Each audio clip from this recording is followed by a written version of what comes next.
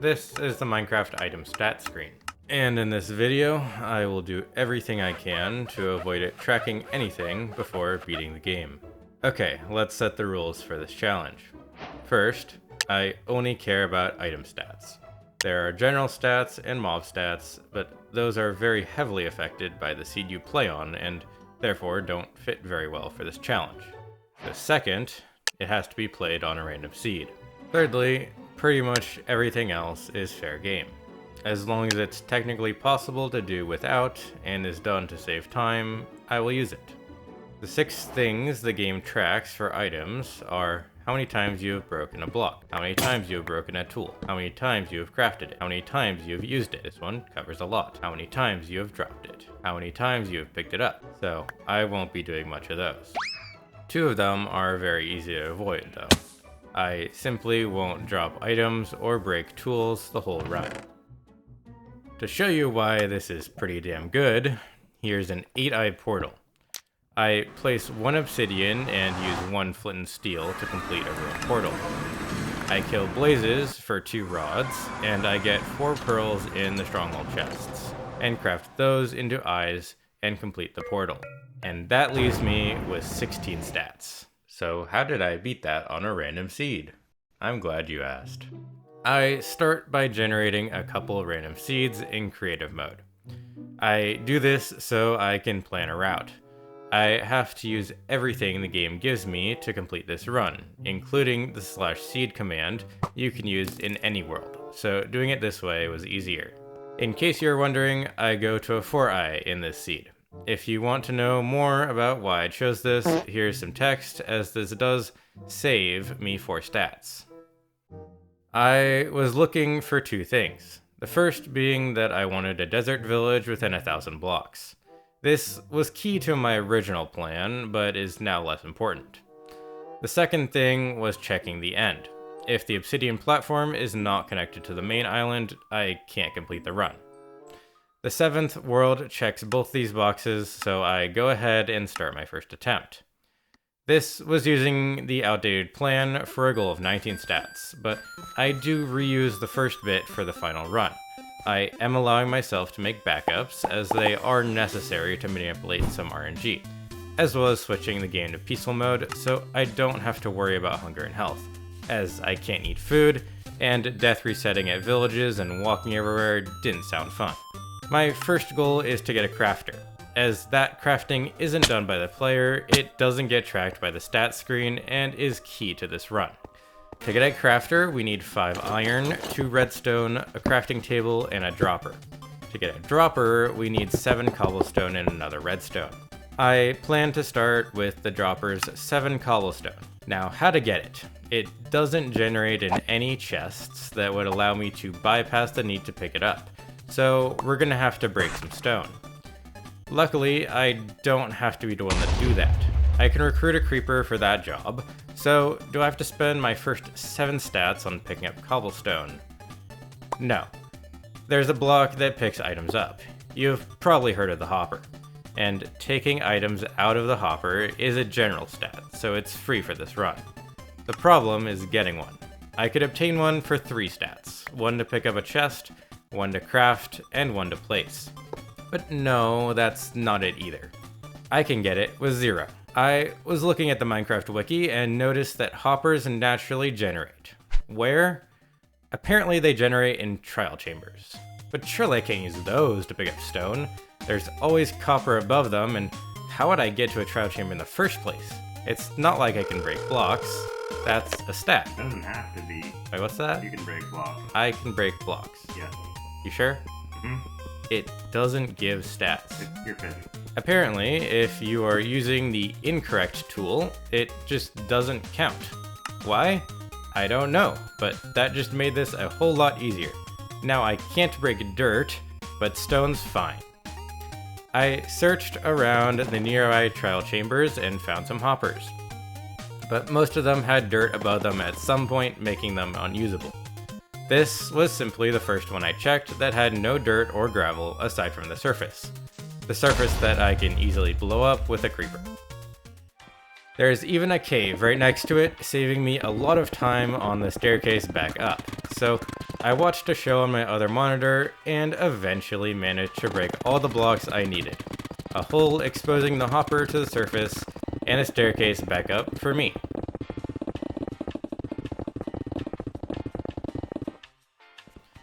That's where I made the backup that I loaded. This time I streamed it so I wouldn't give up and so that nobody thinks it's fake. Now, all that's left to do is get this creeper to blow up over the hole and for the cobblestone to drop down. You might see why this is where the backup was, as this is one spot where making a bunch of backups and re-rolling where the item drops was necessary. If you're wondering why my skin swapped to a default one, Minecraft authentication was having some issues. It eventually goes down the hole, so I go down and check. I got 4. Okay, well I was usually getting 7 when it failed, so I just tried again, and it was 4 again. Luckily the dirt dropped in a corner, so I can lure another one over without picking anything up. The skeleton is a bit annoying, but ultimately didn't matter. I make a bunch of that world, and keep going until it falls down. And wouldn't you believe it? Alright, moment of truth. Are you f***ing kidding me? That's... what the heck? This is ridiculous. And now it's daytime. So, yeah, that was fun. But at least I got my skin back. Yes, we have my skin. Oh my god, it's great. I lure over yet another creeper, and it goes in pretty quickly. This one gives me 13. Thanks, game. Now that I have the cobble for a dropper, I need the redstone. This one is a lot easier. It spawns in a bunch of chests, but mob spawners are the easiest one to find, so I go down this cave, and at the bottom is an open room with 4 redstone in its chest. To get back up is a bit trickier. I blew up some dirt before jumping down to make it possible, but I do have to make a staircase back up the last part. All that's left for the crafter is a crafting table and some iron. I get almost a stack of iron out of shipwrecks, and I also pick up some obsidian, a flint and steel, and some logs from a pillager outpost for later. To get a crafting table, the cheapest way is to just pick one up for 1 stat. This turned out to be incredibly annoying. First, I want to show you how I tested this part. I flew around and blew up naturally generated crafting tables, and eventually got one to drop, to make sure naturally generating didn't matter. I then took the closest crafting table and simply kept replacing it and continued to blow it up with creepers until it dropped. I felt this would mirror the real run well enough, but no, that was flawed.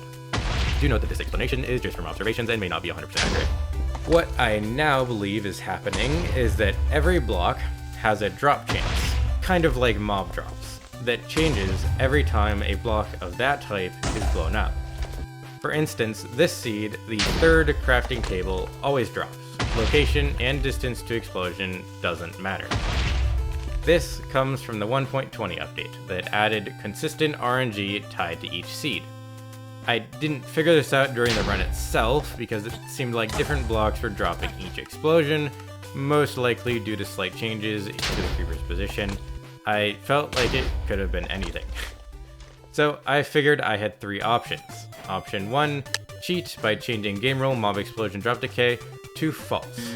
Option 2, spend more hours testing to see if I can get it to work or learn more. Or option 3, downgrade my version to 1.19.4 and blow up the crafting table in that version. I have now done option 2, but I went with option 3 during the run, as I knew enough to know it's not impossible in this version, and simply is more RNG that was apparently very well hidden. Though now I know I just need to blow up 2 more crafting tables, and there were 3 in this desert. Downgrading did clear my inventory, but putting my items in an unloaded chest allowed them to survive the round trip. I then filled my inventory again, lured over a creeper, and started blowing up the crafting table. And it doesn't take very long before it drops, and I pick it up, logging my first crafting table on the floor, which is the first one. Wow. Okay. Well, that was easy. I move the world back to 1.21.8, grab my items, and continue. I head over to another crafting table, craft a dropper, and turn it into a crafter for my second and third stats. Now, a crafter alone doesn't help me that much. It drops items, meaning I would have to pick them up. Luckily, we already have an accessible hopper. To activate the crafter, I go grab a lightweight pressure plate from a ruined portal and head back to the jungle. Once we make it back down to the trial chamber, I make a backup just in case I mess something up, and place the crafter and pressure plate, bringing the total to 5 stats. Now, for what I needed to craft. Honestly, not much right now. This will really be saving me a lot of stats when I come back with blaze rods and ender pearls. To pick those up, I want a hopper, so I only have to use 1 stat, and because blazes are going to do a lot of damage, I end up using the rest of my iron on armor. I then refill my inventory so I don't have to worry about accidentally picking something up, and start the journey to the nether. Now, how exactly am I getting there, you might ask? Ruin portals. They come in all shapes and sizes, but for the purpose of least stats only one kind will work. I originally wasn't going to optimize this as much and settled for a ruin portal that requires 2 obsidian to complete. But no, I was doing this optionally, and while searching for this was not fun, I eventually found it. 5,500 blocks out, I found the portal I was looking for. This is Ruin Portal Variant 6. Specifically one that is not underwater, and only has crying obsidian on the corners, so I only need to place 1 obsidian to complete it. So I head out. It's mostly ocean, so if I get lucky and find a dolphin, it won't take too long to get there. Now you probably noticed this wasn't on the surface, so I'm going to have to punch some more stone. While this spot underwater was close, I was probably going to drown, so instead I use a cave offshoot out of this ravine. I just have to punch some stone here. Pretty sure you could have saved 1 stat by using the button back at the crafter. There was a button? So I apparently missed the fact that there was a button right behind the hopper. This button activates the dispenser to shoot fire charges, and was in fact close enough to let the crafter still deposit its items in the hopper. So now I don't need to place something to activate the crafter either. I have no idea how rare this is, and it clearly wasn't planned, but I'll take it, as now I only have 4 stats. So I recraft everything. One would miss the hopper, making me worry it was not going to work, but nothing else missed, so yeah. I make it back to the ravine and continue punching stone to reveal the ruin portal. I place the last obsidian and light it using 2 stats to complete the portal for stats 5 and 6. Now, because this fortress is so close to the warped forest, this lets me put another untested strategy to work. I originally was going to place 2 hoppers, one to kill blazes and one to kill endermen. But I believe I can probably just use one strategically placed hopper to kill both here. I create a tunnel next to the blaze spawner where I could trap blazes and later endermen, so the items would drop directly into the hopper. I use this blaze spawner to spawn blazes and punch them into the wall I dug out with the corner removed. I then either fall down or use my staircase to get down and punch the blazes out, knocking it back 1 block where the hopper is so it doesn't fly off. I repeat this until I have enough rods. I then mine out above the hopper so endermen fit, and dig 2 more back to give me a safe spot to punch endermen. I maybe could have dug 90 degrees here, so I would be punching endermen into a wall to make it easier, but it didn't really matter. Surprisingly, for once this worked really well. I recreate the trap and place a hopper for my 7 stats and start killing. I had to kill blazes one at a time and abused beast mode to heal up, but I got 4 rods without too much trouble.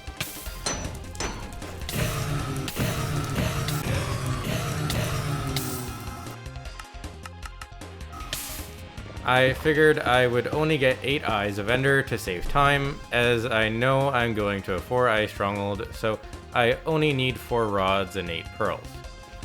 Unfortunately, I also knew that I would not be getting as lucky for Enderman, as I need to kill the first 25 Endermen to get 8 pearls, not reflecting their 50% drop chance. I do punch through it though, and eventually have everything I need.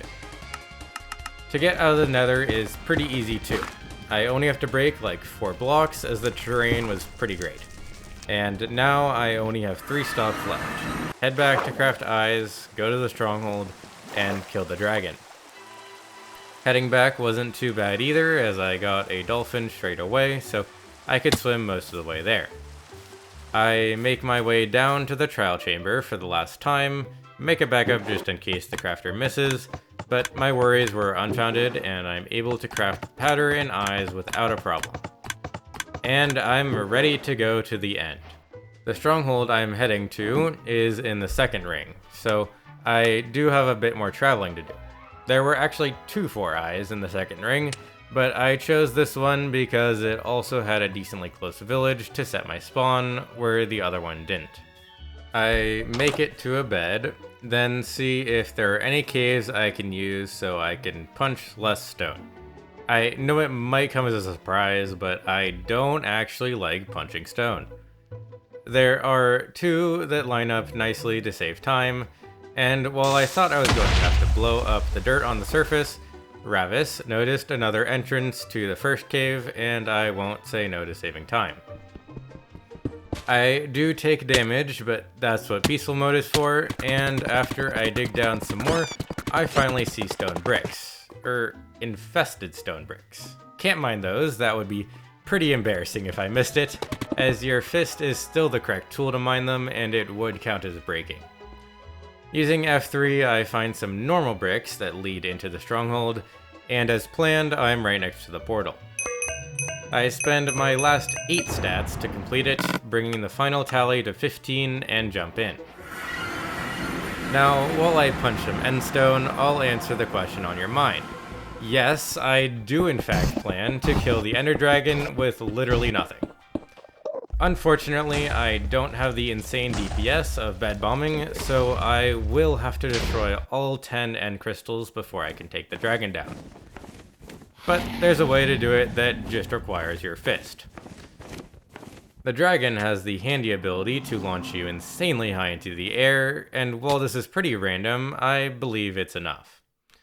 Now, I don't hate myself that much, and I will be fully abusing backups to save myself the hours of waiting around 5 minutes per attempt, with the added benefit of kinda knowing what direction I will be launched in.